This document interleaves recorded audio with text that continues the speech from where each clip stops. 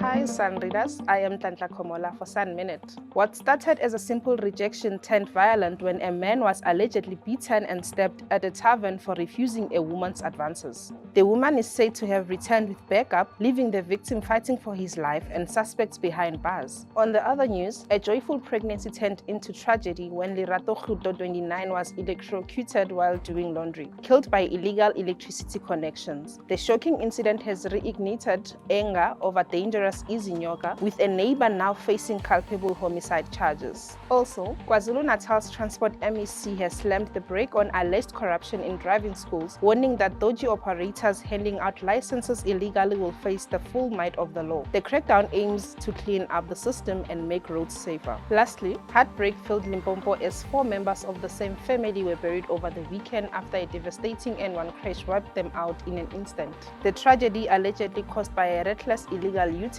has left a community shattered and demanding justice on the roads. For more on these stories, visit dailysun.co.za. Don't forget to share, like and follow us on all our social media platforms.